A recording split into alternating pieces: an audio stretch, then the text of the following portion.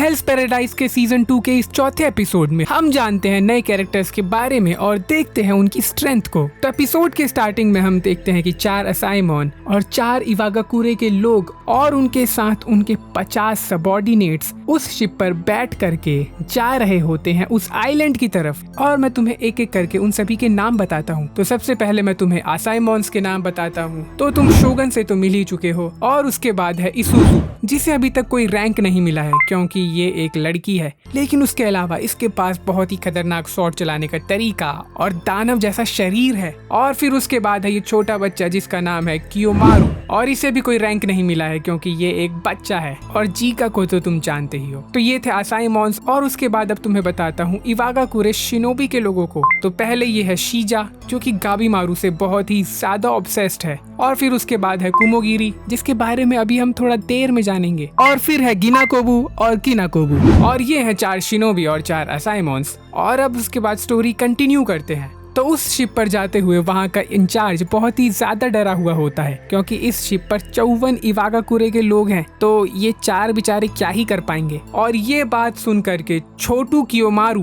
बहुत ही ज्यादा गुस्से में आ जाता है और वो उस चीफ से बोलता है कि मैं तुम्हें दिखाता हूँ कि मैं क्या कर सकता हूँ। और ये बोल करके वो शीजा पर अटैक करने के लिए बढ़ता है और वो उसके ऊपर अटैक कर भी देता है, जिससे उसके मास्क के 2 टुकड़े हो जाते हैं। लेकिन फिर भी वो लोग हिलते नहीं है और वो ये चीज इसलिए कर रहे हैं ताकि वो अपनी लॉयल्टी प्रूव कर सके। और फिर उसके बाद कुमोगिरी बोलता है कि शिनोबी अपने मास्टर्स को सर्व करते हैं और इस समय असाइमन उनके मास्टर्स हैं, तो इसीलिए वो उनकी हर बात मानेंगे और ये चीज प्रूव करने के लिए वो कुछ भी कर सकता है। तो ये सुन करके कियोमारू बोलता है कि ठीक है, अपने आप को मार लो। और ये सुनने के बाद वो शीजा से बोलता है आगे का काम तुम संभालना। और फिर उसके बाद गाना गुनगुनाते हुए एक तलवार निकालकर अपने गर्दन के आर पार कर लेता है, जिससे उसका वहीं पर खाता खत्म हो जाता है। और फिर उसके बाद हमें पास्ट का सीन दिखाया जाता है जहां पर विलेज का सरदार उन सभी को बोलता है कि तुम्हारा सिर्फ एक ही मिशन है, असाइमन्स के साथ रह करके उनका ट्रस्ट जीतो और गाबीमारू को खत्म कर दो। तो यही कारण है कि वो शिनोबी उन असाइमन्स को मास्टर्स की तरह ट्रीट कर रहे हैं क्योंकि ये ऑर्डर डायरेक्ट उनके चीफ से आया है। और आखिर वो अपने ही आदमी यानी गाबीमारू को मारना क्यों चाहता है, इसका खुलासा हम बाद में करेंगे। तो ये सब देखने के बाद सभी असाइमन्स कंफ्यूज हो जाते हैं कि आखिर सच में ये हमारे साथ है भी कि नहीं। और उसके बाद शोगिन बोलता है कि एक बार वो आइलैंड पे पहुंच जाए तो सभी के सभी लोगों को खत्म कर देगा और एलेक्सर ऑफ लाइफ लेकर के सभी असाइमन्स को अपने साथ लेकर के घर की तरफ निकल जाएगा। और ये बोलते हुए वो पहुंचते हैं आइलैंड पर और फिर उस आइलैंड पर उनका स्वागत करते हैं काफी सारे शोशिन्स। और तभी सीन कट हो जाता है और यहाँ दूसरी तरफ हम गुफा में देखते हैं कि शीनो अपने टाओ की पावर से ये सेंस कर लेता है कि आइलैंड पर और भी असाइमन्स आ चुके हैं। और फिर वो आगे बताता है कि उसमें शोगन भी है। और फिर उन सभी के कन्वर्सेशन से हमें ये पता चलता है कि किस तरीके से शोगन सभी असाइमन्स में से बहुत ही ज्यादा स्ट्रांग है क्योंकि उसने पहले शियोन के साथ ट्रेनिंग की और उसके 6th सेंस को मास्टर तो नहीं लेकिन समझने लग गया। और उसने फूची के साथ भी ट्रेनिंग की जिसके कारण से उसे सभी चीजों की एनाटॉमी के बारे में पता चला, यानी इसके अंदर सभी असाइमन्स के स्किल हैं, तो जो कि इसे बहुत ही ज्यादा खतरनाक बनाता है। और फिर उसके बाद हमें इसके कैरेक्टर के बारे में पता चलता है कि किस तरीके से ये बहुत ही ज्यादा गुस्से वाला है। और एक दिन इसने एक अपराधी से सच उगलवाने के लिए उसके पूरे के पूरे क्लैन को ही खत्म कर दिया था, जिसके कारण से वो अपराधी ट्रॉमेटाइज्ड हो गया। और उस दिन उसने 20 लोगों को मारा और सिर्फ उसमें अपराधी ही नहीं थे बल्कि उसने उस आदमी के घर वालों को, बीवी को, बूढ़ों को, यहाँ तक कि उसके गोद में खेल रहे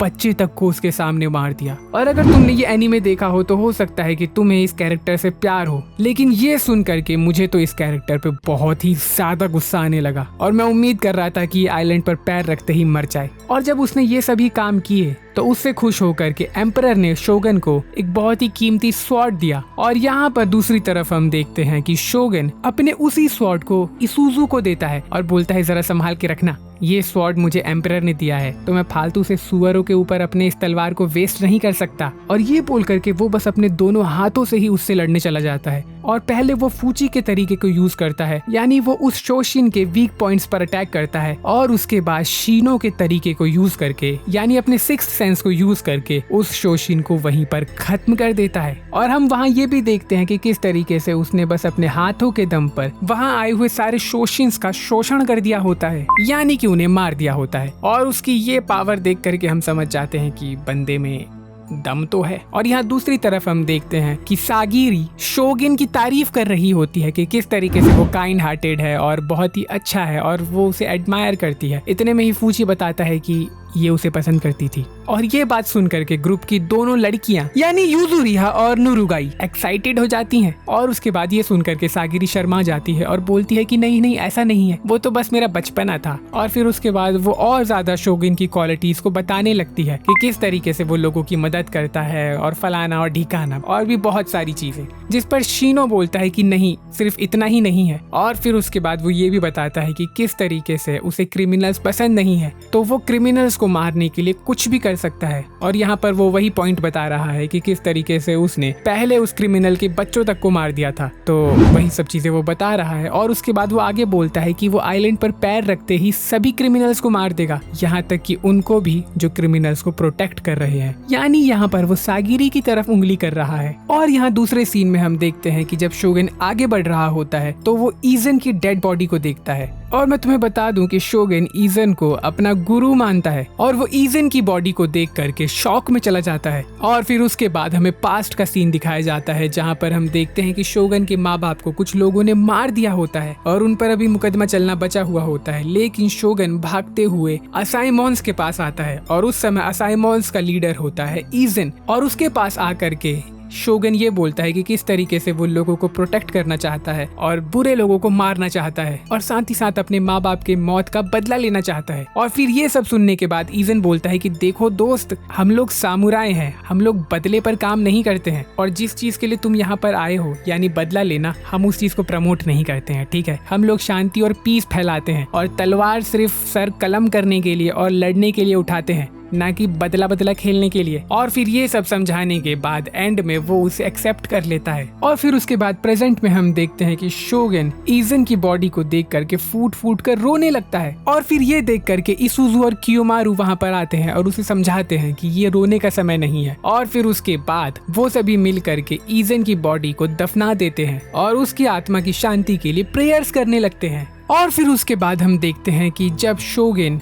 ईजन के लिए प्रार्थना कर ही रहा होता है, इतने में ही और भी काफी सारे मोशिन्स आ जाते हैं और उनके साथ उनका एक सरदार यानी एक शोशिन भी होता है जिसका मुंह पत्ते गोभी की तरह लग रहा होता है। और वो सभी मोशिन्स को ये इंस्ट्रक्शन देता है कि सभी ह्यूमंस को पकड़ लो और पॉसिबल हो तो जिंदा। और फिर ये देख करके सभी के सभी शोशिन्स वहाँ खड़े हर एक आदमी को जाल में दबोच करके पकड़ने लगते हैं। और हम देखते हैं कि ये सब होने के बाद भी शोगन अभी भी प्रेयर्स पढ़ ही रहा होता है। और फिर अब एक्शन में आती है इसुजु और कियोमारू और फिर हम उन दोनों के लड़ने के तरीकों को देखते हैं जो कि एनीमे के एक्सपेक्टेशंस के हिसाब से बस ठीक ठाक ही होता है। लेकिन वहाँ पर बहुत सारे मोशिन्स होते हैं तो वो अकेले ही अपने दम पर कुछ भी नहीं कर सकते होते और हमारा जी का बस वहाँ पर खड़े खड़े देख रहा होता है क्योंकि उसे तो बस इस आइलैंड से वापस जाना है, तो वो तो कुछ कर ही नहीं रहा होता है। और फिर उसके बाद शीजा बोलती है कि चलो मैं दिखाती हूँ कि शिनोबी कैसे काम करते हैं। और ये बोल करके वो सभी 50 लोगों को यानी उन सभी स्क्वाड्स को उस मोशिन के ऊपर अटैक करने को बोलती है और वो सभी चींटी के झुंड की तरह एक साथ मिल करके उस मोशिन को खत्म कर देते हैं। और फिर उसके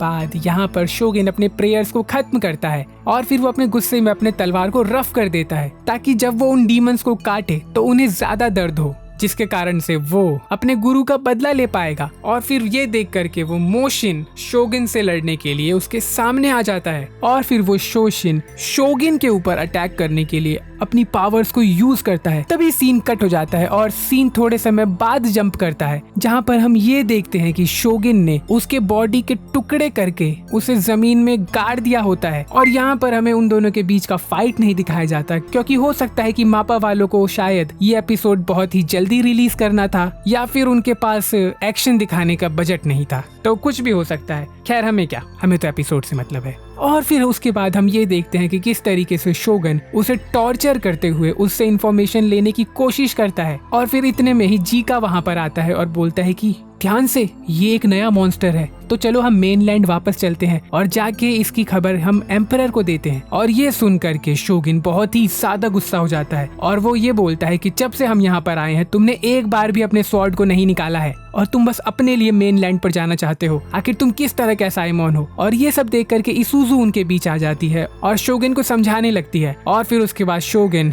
अपने सीनियर यानी जीका से माफी मांगता है कि किस तरीके से वो थोड़ा भावनाओं में बह गया था, जिस पर जीका बोलता है कि नहीं नहीं कोई बात नहीं। और फिर उसके बाद वहाँ पर शीजा आती है और शोगन से बोलती है कि इंफॉर्मेशन और टॉर्चर का काम हम पर छोड़ दो, क्योंकि इस काम में हम बहुत ही ज्यादा माहिर हैं। और फिर उसके बाद दूसरे सीन में हम देखते हैं कि मेई अपने टाओ का यूज करके ये पता लगाने की कोशिश करती है कि आखिर इस आइलैंड पर कितने कितने लोग आए हैं, लेकिन वो बेचारी ऐसा कर नहीं पाती।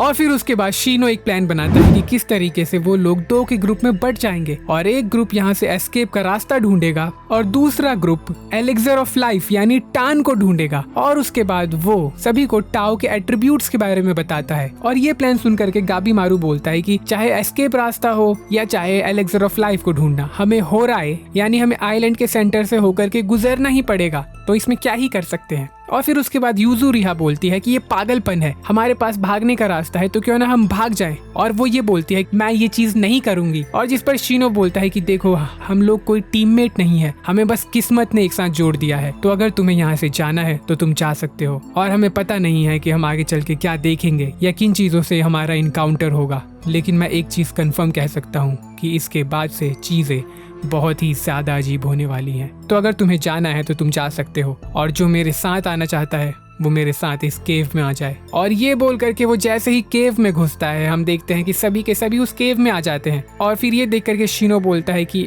बड़ी जल्दी आ गए, थोड़ा सोच लेते दोस्तों। और फिर उसके बाद वो सभी बोलना शुरू करते हैं कि एकता में ही शक्ति है, यानी कि अगर वो अलग अलग गए तो वैसे ही वो मर जाएंगे। और फिर यूजू रिहा भी उन्हें ज्वाइन करती है, क्योंकि यूजू रिहा अपना दिमाग चलाती है, अपना दिल नहीं। और फिर जब शीनो ये सब चीजें एक्सप्लेन कर रहा होता है कि किस तरीके से आइलैंड पर अजीब अजीब चीजें हो रही है और आगे चीजें बद से बदतर होने वाली हैं, तो उस सीन में हम शोगिन और उसके साथ आए हुए शिनोबीज को देखते हैं। और फिर दूसरे सीन में हम कोबी को देखते हैं जो टेंसेंट्स के साथ मिल करके एक अजीब सा रिचुअल कर रहा होता है। और फिर ये एपिसोड यहीं पर खत्म हो जाता है।